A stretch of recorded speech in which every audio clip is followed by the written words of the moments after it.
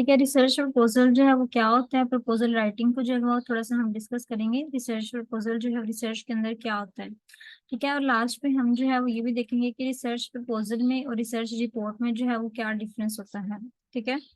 तो proposal writing जो है सबसे पहले हम देखते हैं, इसमें हमारे पास ऑब्जेक्टिव्स आ जाते हैं। सबसे पहले ऑब्जेक्टिव्स में आ जाता है कि हम रिसर्च प्रपोजल को देखेंगे, ये क्या होता है, मेन फंक्शंस क्या होते हैं रिसर्च प्रपोजल के, ठीक है, मेन इंग्रेडिएंट्स क्या होते हैं, सीक्वेंस क्या होता है रिसर्च प्रपोजल का। इसके अलावा आप रिसर्च प्रपोजल को किस तरह से जो है वो लिख सकते हैं, तो ये सारा कुछ जो है वो हम आज जो है वो आज के लेक्चर में डिस्कस करेंगे। सबसे पहले हमारे पास रिसर्च प्रपोजल की टर्म आ जाती है कि रिसर्च प्रपोजल होता क्या है।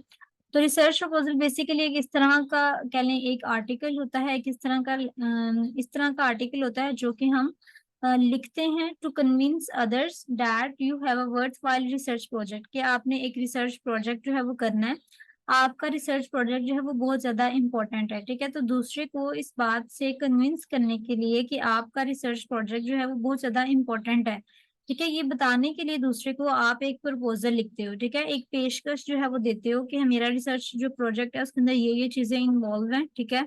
और ये चीजें जो है वो आपके लिए इस तरह से जो है वो बेनिफिट जो है वो ला सकती हैं, ठीक है, इनका ये बेनिफिट जो है वो हो सकता है।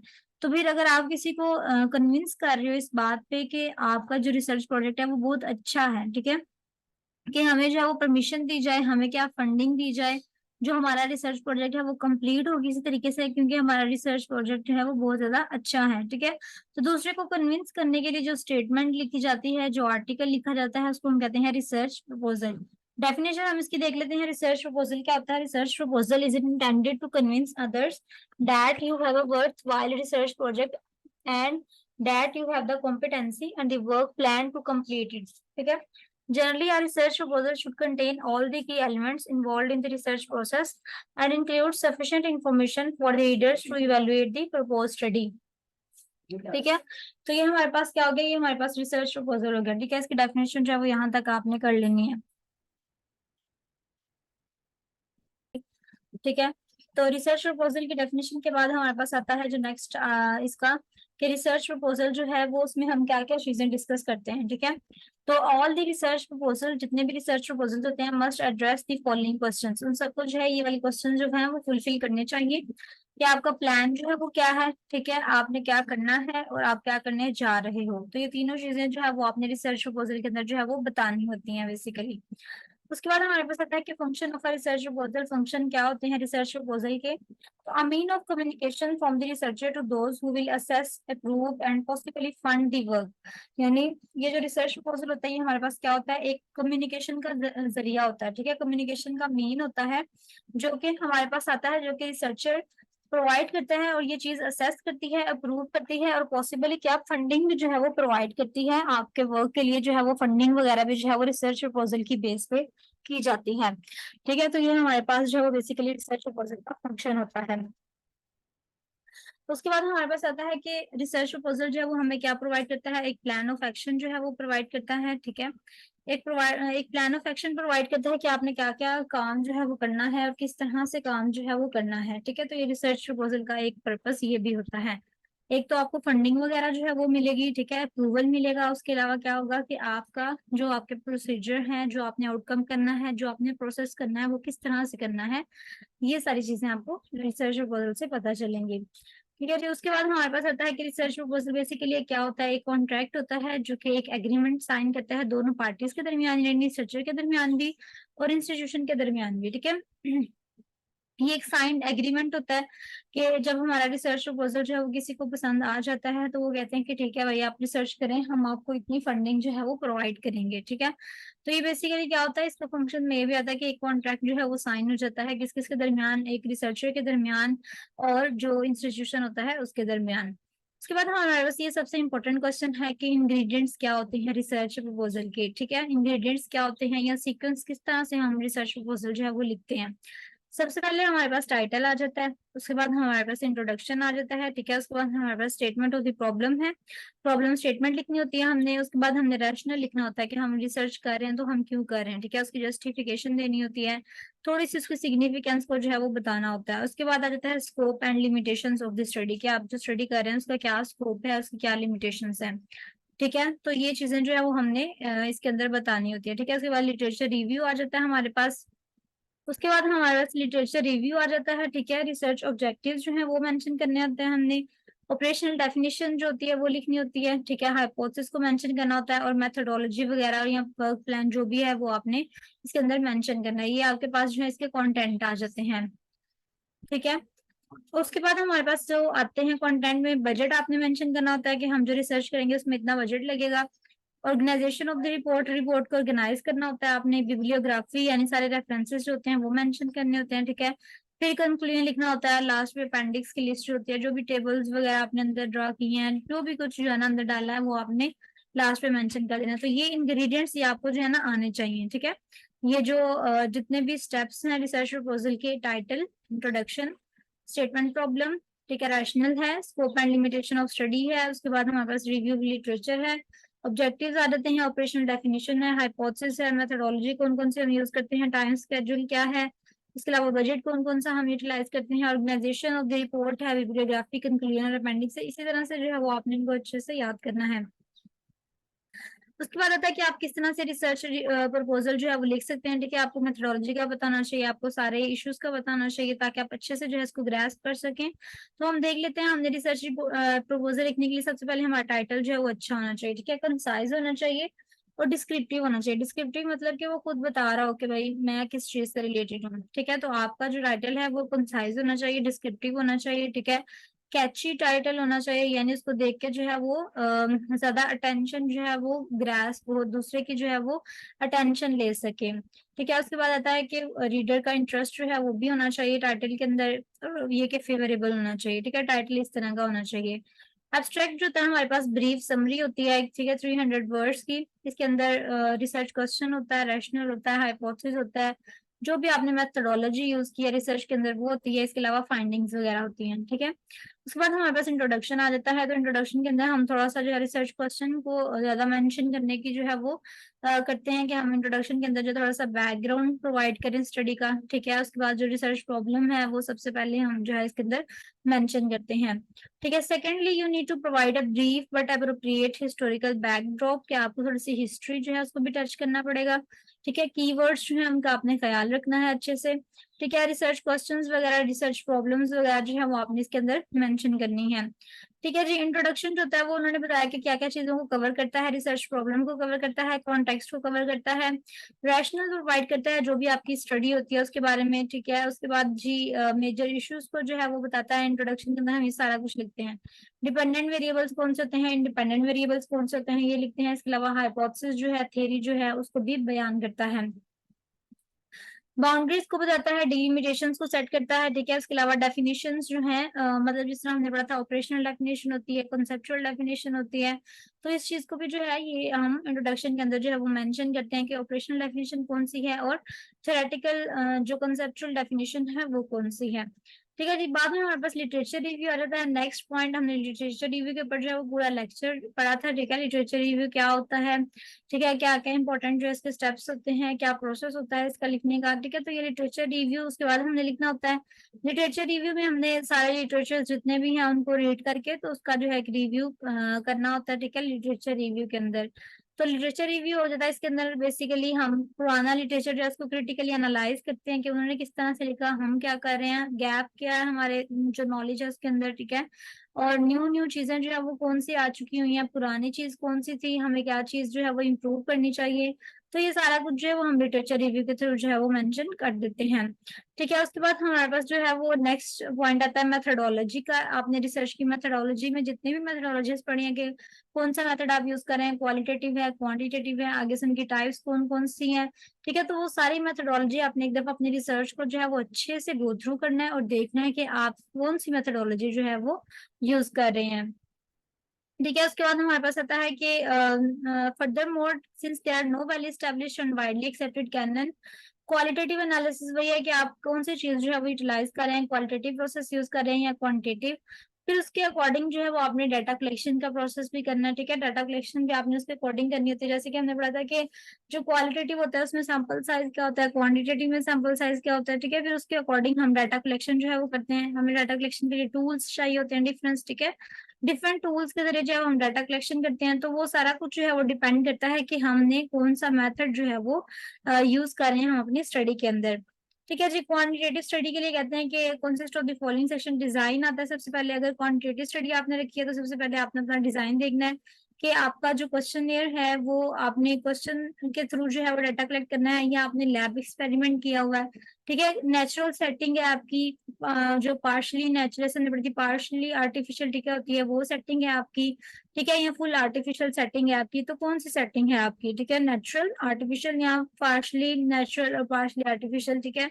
उसके बाद आपने सब्जेक्ट्स देखने हैं आपके, जो लोग आपने लिए हैं वो किस तरह के हैं, सैम्पलिंग प्रोसीजर जो है वो किस तरह से है। ठीक है। इंस्ट्रूमेंट्स आप कौन कौन से यूज कर रहे हैं, जो आप इंस्ट्रूमेंट यूज कर रहे हैं वो वैलिड हैं। ठीक है। उनकी वैलिडिटी और रिलायबिलिटी का थोड़ा सा हमने डिस्कस किया था कि वैलिडिटी क्या होती है, रिलायबल चीज क्या होती है। ठीक है। तो वो वैलिड कितने हैं और रिलायबल कितने हैं। ठीक है। मैं दोबारा बताती हूँ कि वैलिडिटी क्या होती है कि आप जो इंस्ट्रूमेंट है वो कितना सही है। ठीक है। और रिलायबिलिटी क्या होती है कि वो कितनी मर्तबा सही रिजल्ट दे रहा है। जैसे हम कहते हैं कि एक चीज वैलिड है तो उसका मतलब ये है कि वो एक्यूरेट रिजल्ट बता रही है। ठीक है।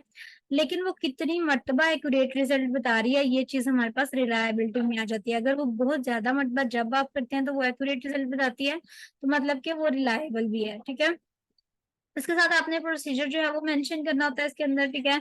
आप कौन सा प्रोसीजर जो है वो कर रहे हैं। ठीक है। लास्ट पे हमारे पास रिजल्ट्स आ जाते हैं कि रिजल्ट्स के अंदर जो है वो हमने जो भी मतलब जो भी रिजल्ट्स हमारे आफ्टर डाटा कलेक्शन के बाद, डाटा एनालिसिस करने के बाद, ठीक है, जो हमारे पास रिजल्ट्स आते हैं वो हमने मेंशन करने होते हैं। ठीक है। रिजल्ट्स वाले सेक्शन के अंदर आपने जो डाटा कलेक्ट किया था उसको एनालाइज करने के बाद जो भी आप ऑब्जर्व करते हैं वो अपने रिजल्ट्स के अंदर मेंशन कर देना। ठीक है।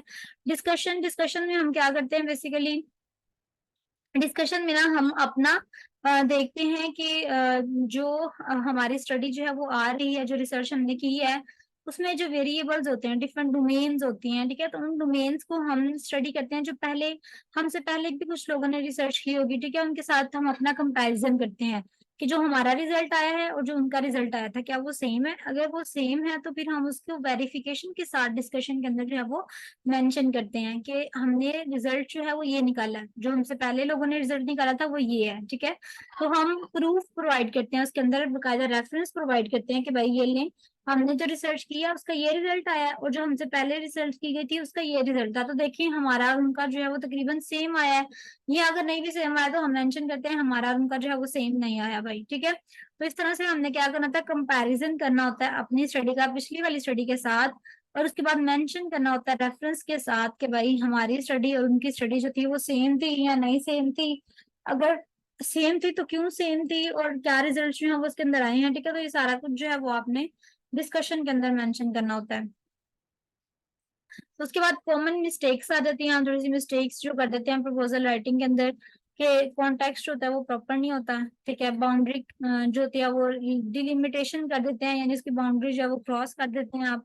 लैंडमार्क स्टडीज जो है उनको साइटेशन और रेफरेंसेस वगैरह जो है वो नहीं डलते। थ्योरेटिकल एंड एम्पिरिकल कंट्रीब्यूशन जो होती है वो इतनी अच्छी नहीं होती। ठीक है। और कोई इंसान पर्सन जो है वो रिसर्च क्वेश्चन के ऊपर फोकस नहीं रखता, बल्कि वो और भी बहुत ज्यादा चीजें होती हैं जिनको साथ साथ डिस्कस करने लग जाता है। ठीक है। तो रिसर्च प्रपोजल को शॉर्ट रखना चाहिए, वो शॉर्ट रखने वाला एलिमेंट जो है वो मिस हो जाता है। ठीक है। इसके अलावा ये कि आप अच्छे से कोई इशू को बयान नहीं कर रहे। ठीक है। रैम्बलिंग है बहुत ज्यादा, आप टॉपिक्स के अंदर जो है वो मूव आउट कर रहे हैं। ठीक है।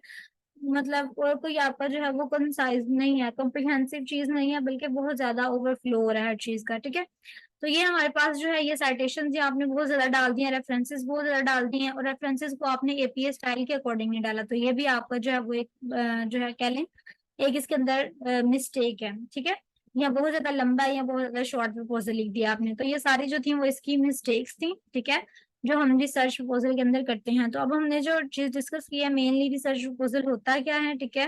रिसर्च प्रपोजल के जो कंपोनेंट्स होते हैं वो कौन से होते हैं, कंपोनेंट्स की थोड़ी सी डिटेल के उसमें क्या क्या चीज अगर हमें लॉन्ग क्वेश्चन आ रहा है तो हम वो लिख सकें। ठीक है। कंपोनेंट्स के बाद हमने जो चीज डिस्कस की है कि किस तरह से हम उसको राइट करते हैं। ठीक है। How to write the research proposal. और उसके बाद लास्ट में हमने कॉमन मिस्टेक्स जो हो सकती हैं वो हमने इसके अंदर डिस्कस कर ली हैं। ठीक है। इसके अलावा रिसर्च प्रपोजल की अगर हम देखें, अगर आपको सिर्फ रिटन डेफिनेशन आती है तो आप ये वाली डेफिनेशन भी मेंशन कर सकते हैं कि रिसर्च प्रपोजल क्या होता है जी। एक रिटन डॉक्यूमेंट होता है specifying what the investigator purposes to study. ठीक है, जो भी इन्वेस्टिगेटर है वो क्या स्टडी करना चाह रहा है, and what is written before the project has commented, कि कमेंस्ड, जब भी प्रोजेक्ट स्टार्ट होना से पहले जो राइटर है वो क्या लिखना चाह रहा है या किस तरह से करना चाह रहा है, वो सारा कुछ रिसर्च प्रपोजल के अंदर हम बताते हैं। ठीक है, उसके बाद आता है हमारे पास की कैरेक्टरिस्टिक्स क्या रहती है रिसर्च प्रपोजल की। ठीक है, कैरेक्टरिस्टिक्स में फॉरवर्ड लुकिंग, कि ये आगे की सोच रखने वाला है, यानी बाद में जो चीज हमने करनी है, अभी आगे जो हमने चीज करनी है ये उसको देख के हम बनाते हैं। ठीक है, एंटिसिपेटेड प्लान होता है हमारा। ठीक है, और ये वैल्यूएबल टूल होता है फॉर द रिसर्च स्टूडेंट। इसके अलावा एक मॉडल प्रोवाइड करता है रिसर्च के लिए। ठीक है, पर्पसेस क्या होते हैं जी, हमें ये अपॉर्चुनिटी प्रोवाइड करता है कि हम सोच सकते हैं अपने प्रोजेक्ट वर्क के बारे में। ठीक है, और ये ब्लूप्रिंट होता है फॉर द रिसर्च वर्क, जिस तरह का हमने रिसर्च वर्क करना होता है ये उसकी एक कॉपी होती है। ठीक है, हम अपने सुपरवाइजर के साथ कम्युनिकेट कर सकते हैं, ये हमें राइट डिसीजन लेने में हेल्पफुल हो सकता है। ठीक है, इसके अलावा ये कि हम एक पॉजिटिव फीडबैक ले सकते हैं कि सुपरवाइजर को पसंद आया कि नहीं आया। ठीक है, उसके अकॉर्डिंग फिर हम नेक्स्ट करेंगे। तो हम एक अपॉर्चुनिटी होती है to receive a feedback from the supervisor. इसके अलावा एथिकल अप्रूवल के लिए जो है वो इम्पोर्टेंट होता है। ठीक है, और ये एक कॉन्टैक्ट के तौर पर भी जो है वो काम करता है रिसर्चर के दरमियान और यूनिवर्सिटी के दरमियान, कि उनको ये आपका आइडिया पसंद आया कि नहीं। ठीक है, इसके अलावा रिसर्च प्रपोजल में कुछ स्टेप्स हैं वो उन्होंने मेंशन किया है, आप ये भी लिख सकते हैं। अगर आपको वो प्रॉपर स्टेप्स आते हैं तो फिर आप ये लिख सकते हैं। सबसे पहले आपने टॉपिक को चूज करना है, उसको थोड़ा नैरो डाउन करना है। ठीक है, उसके बाद आपने रिसर्च ऑब्जेक्टिव्स जो होते हैं वो फॉर्मुलेट करने हैं, लिटरेचर रिव्यू करना है, research methodology design, data analysis करना है।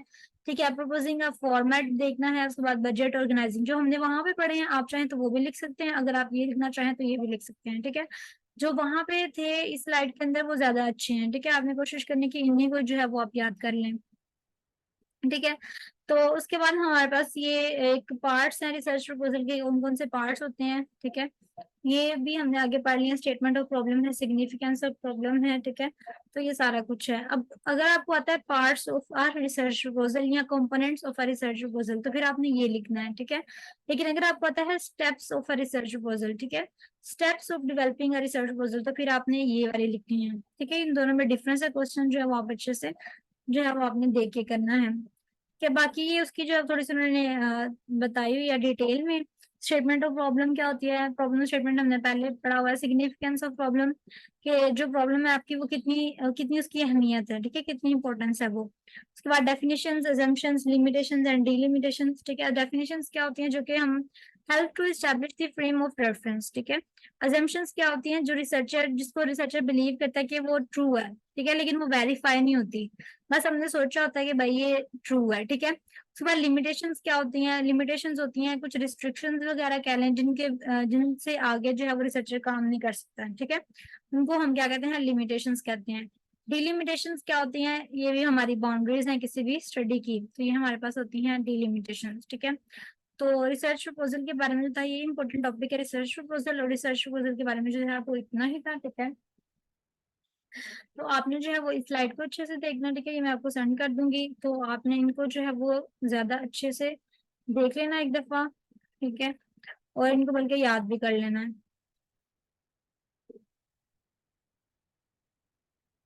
अस्सलाम वालेकुम मैम जी।